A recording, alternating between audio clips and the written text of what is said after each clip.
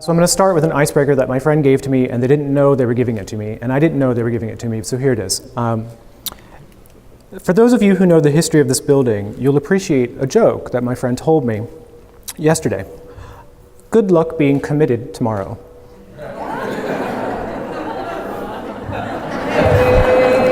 That's the funniest part of this talk, so thanks for playing. All right. First topic, artistic commitment despite doubt. I have reservations about my commitment to be here today because you don't need me to tell you what commitment is, to inspire you to commit to anything, or to help you make a new commitment. If you want to learn more about what a commitment is, the value of commitment in our lives, or a guide to help you make well-reasoned commitments, then there are books, videos, and such waiting for you. And you don't need me to summarize and model those materials for you because commitment is an integral part of society. Show me a person without commitments, and I'll show you a person who is functionally deceased. Like authors of existing materials about commitment, I also won't tell you what you should commit to. Perhaps the best thing I can offer you is a reminder of how people, specifically artistic people, need to think more about creating, navigating, and self-evolving their artistic commitments in the midst of various obstacles. In many cases, obstacles to commitments don't play out in real life like they do in video games. You don't really get to the next level in your commitment free and clear of the obstacles from the previous level. Some obstacles linger. Let's talk a little bit about how our society values art. More specifically, let's talk about how the use of hyperbole has infected the shaping of societal values and how this negatively affects everyone, not just artists. Hyperbole has surpassed use in casual conversation and the occasional advertisement. People normalize and believe it, and with belief comes power. In 2016, hyperbolic statements helped someone become the president of the United States. In my opinion, increased use of and belief in hyperbole has resulted in increased distrust of others and of self. And we have experienced that this can work in the opposite way, like when Kanye West proclaims himself to be a creative genius over and over.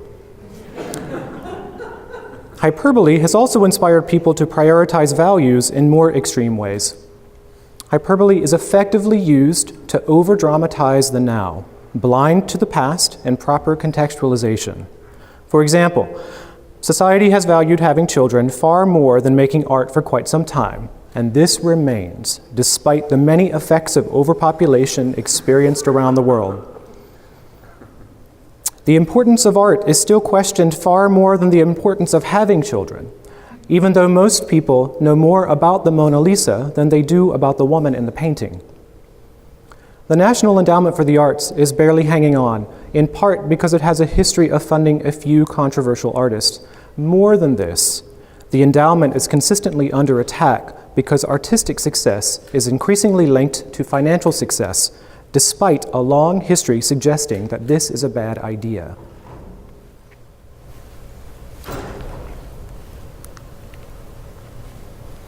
Artistic commitment despite suppression.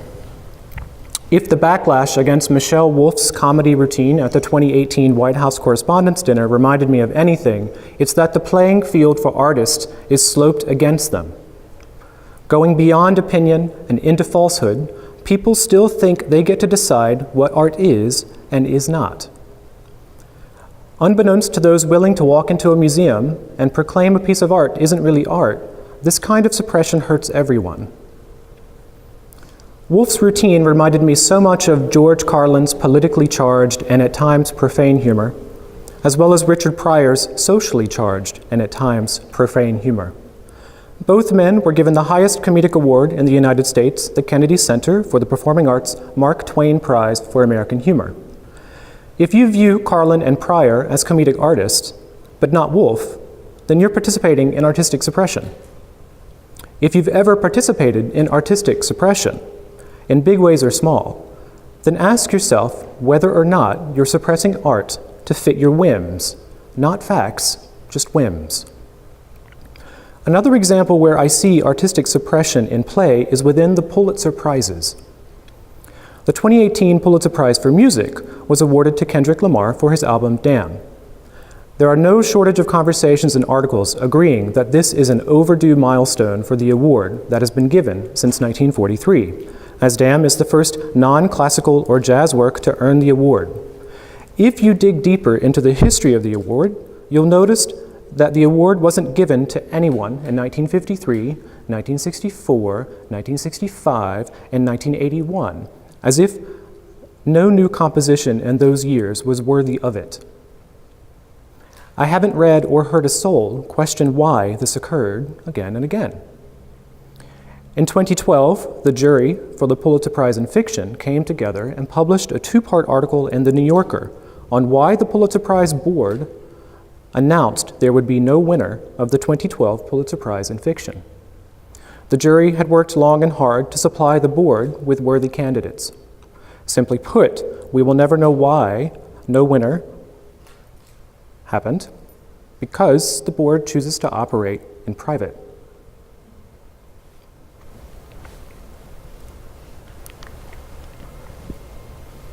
Artistic commitment despite underrepresentation. Underrepresentation outside of artistic circles affects all artists. I'm talking about authentic representation that goes beyond just being seen or even acknowledged. I'm talking about more than just influencing your current emotional state or even a belief about a particular topic. We have prizes for arts, but we don't listen to artists. When musicians express, or with any artist, expresses a social or political argument, no matter how thoughtful or how qualified, musicians in particular are too often told to shut up and play, as if that's all they're good for.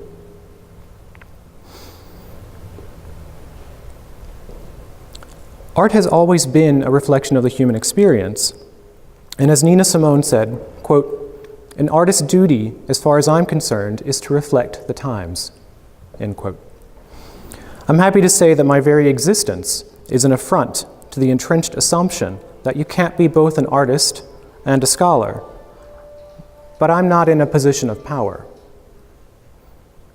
An obvious place from which profound and lasting influence flows is the field of politics, and artists typically don't become politicians. Let's consider the odd case of former President George W. Bush, who began to paint after his presidency. Laura Bush remarked that he hadn't shown any interest in art until after his presidency. And I wonder how many decisions made during his administration that continue to negatively affect artists and so many others would have been curtailed if he really just appreciated art. The No Child Left Behind Act left the arts behind. He's also at least partially responsible for tripling the student loan interest rate that will continue to cripple those who are not high-income earners, and artists fall into this category. I doubt we'd even know about Bush's paintings if he hadn't been President of the United States. For Bush, it seems art is just a luxury. Art is optional. Art is not inherently valuable. Its value is dictated by powerful individuals.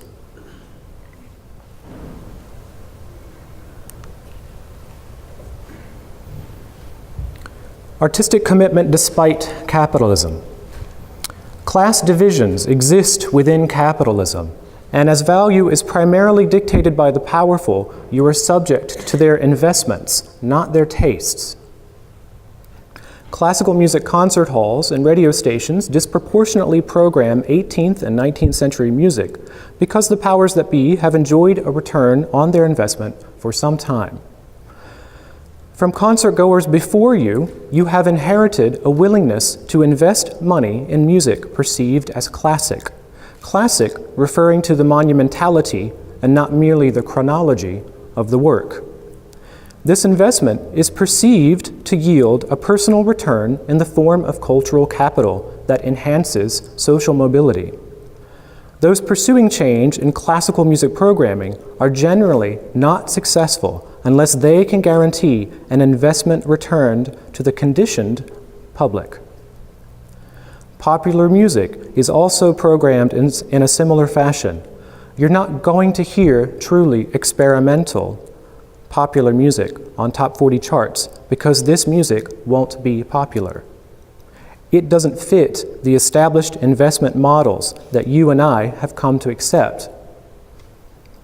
While people influence capitalism, one could argue that capitalism has a greater influence on people. Capitalism takes advantage of the varieties and complexities of art to perpetuate itself, and I'll give you 4 different examples to illustrate this point. Many people own a piece of art that is itself a defunct advertisement. When a collector purchases an artwork and locks it away, is the artwork still art, or is it now completely monetized and something more like a treasure? The idea of the classic has been so profitable, the oxymoronic idea of the instant classic has also become profitable. Lastly, if a movie references an opera, it's most likely one of, say, 8 19th century operas. If you, the viewer, on some level recognizes the opera, you might take a moment of pride in your cultural capital. Even if you didn't have that moment of pride, you might be willing to grant the movie more cultural value than if it hadn't referenced an opera. Opera companies that repetitively program classic operas also benefit from movie references because they further cement the narrow yet profitable idea of what a valuable operatic experience is. Anything with value can be commodified, and commodification is seemingly endless.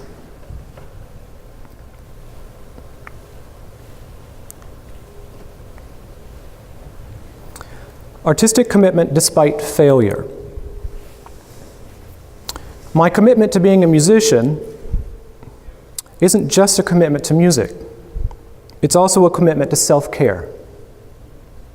To complicate matters, these inseparable commitments don't share the same obstacles. Life is complex, and that's why we prioritize. I prioritize self-care over music, which provides a realistic life perspective and a path I can follow to have a chance in succeeding both commitments.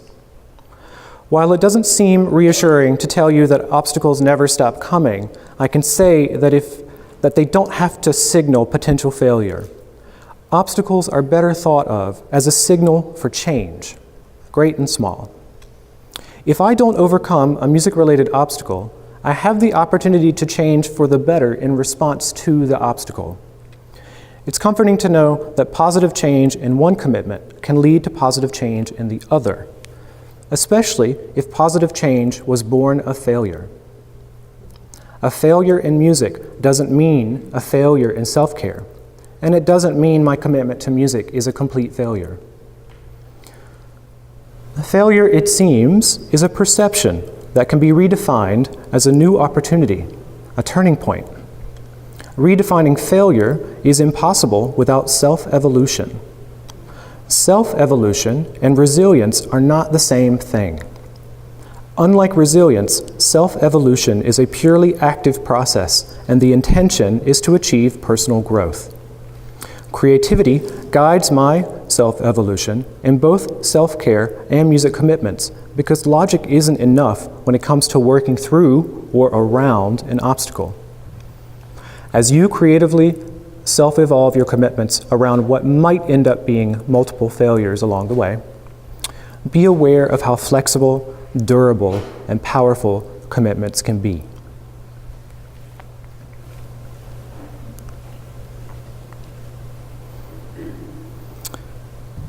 If you're wondering whether the theme of my talk should have been obstacle and not commitment, you've made a worthy observation.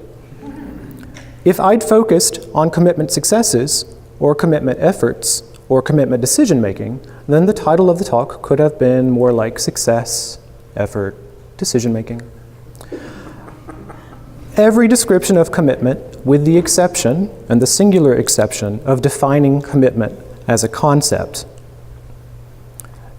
every description of commitment except that is really a description of life experiences within the framework of commitment. Within the framework of commitment, I'm of the opinion that obstacles are the experiences that influence your commitments the most. Success, effort, and decision-making are subject to your ability to acknowledge and overcome obstacles. Commitments start small, but you can't afford to dwell within your commitment. You must think around the commitment where the inevitable obstacles await. If there's a single obstacle you can't handle, you either self-evolve your commitment to handle it, or your commitment crumbles. I'm willing to bet that many artistic commitments didn't end exactly as they were envisioned. So do yourself a favor and be open to self-evolution.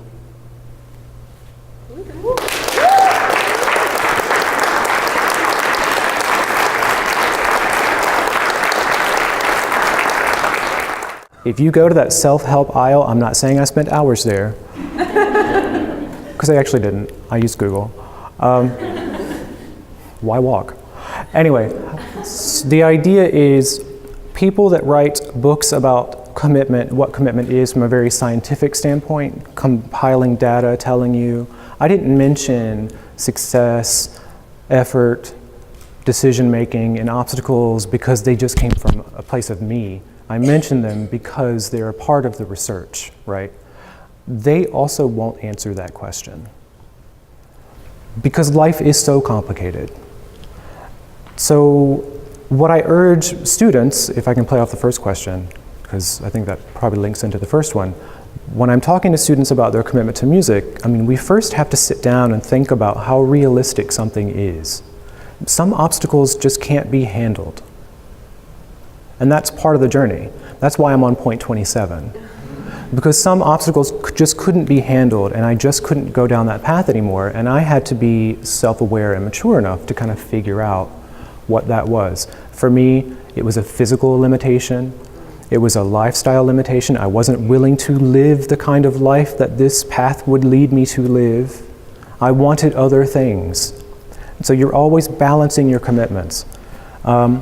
What I don't like about the self-help aisle with commitment is that they don't talk about artists.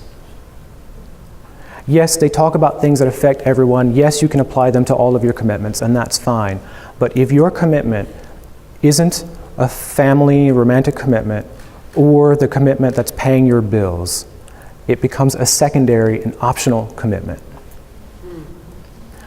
I'm living in such a way that I can make my commitment to music also pay most of my bills.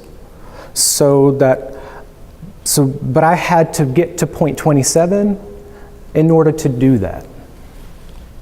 That's part of the reason why I couldn't stay with point 3, point 4. So maybe that kind of illustrates the stickiness.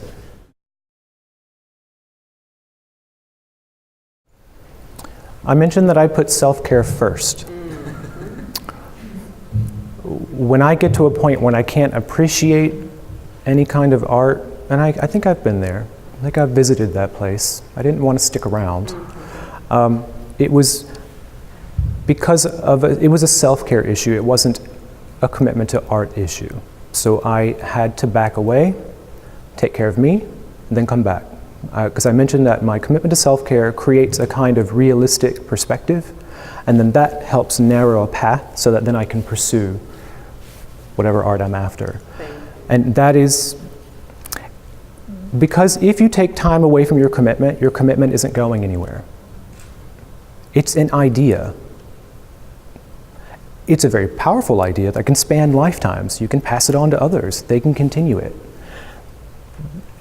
And in that power comes flexibility. So don't be afraid to put something down and then come back. I never envisioned myself to be a writer, ever. That was not a part of point 1, 2, 3, 4, up to maybe like 19. But now I am, and it's just part of the commitment that I may not appreciate every day. So the way I tackle it through the lens of self-care is that I don't write on days when I don't like writing. Which seems like, well, that must be nice for you to have the luxury to do that. But it's not, because it literally gives me less choice as to when I do it. And if there's one thing I want more in life, it's choice.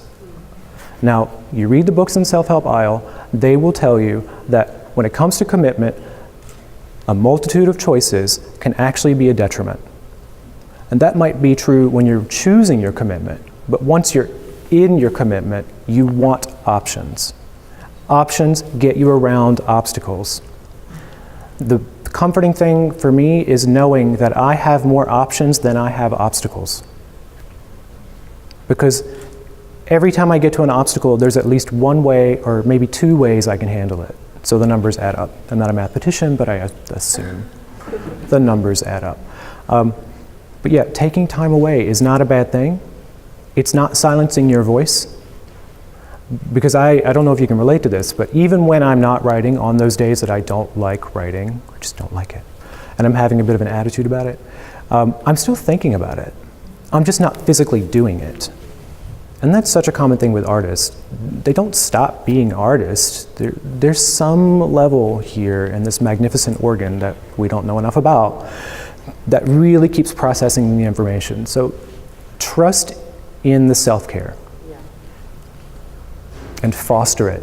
That's the gift that once you lose it, you can never get back.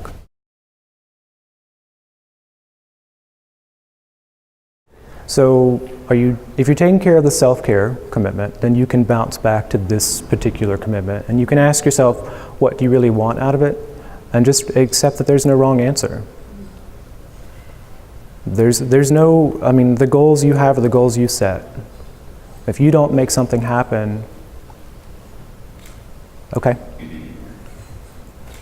And I tell my students that a lot, especially when they have big problems, like big health issues or big commitment issues, and they say, I need to take a semester off.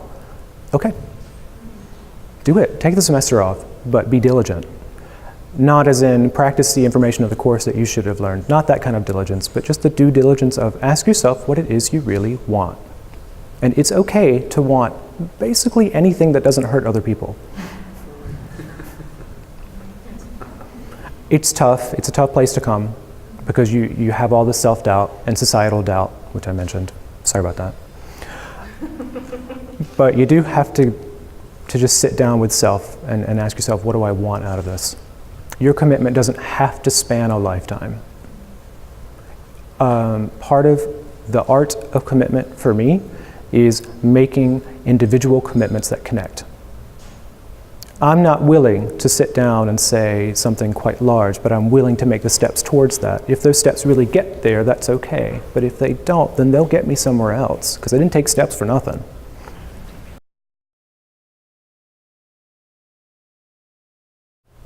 I grew up in the South, in a kind of conservative environment, although looking back, my family's a bit more liberal than I gave them credit for. And for that, I'm thankful. But I grew up with this American dream idea. You can do anything, and if you work hard enough, you'll be successful.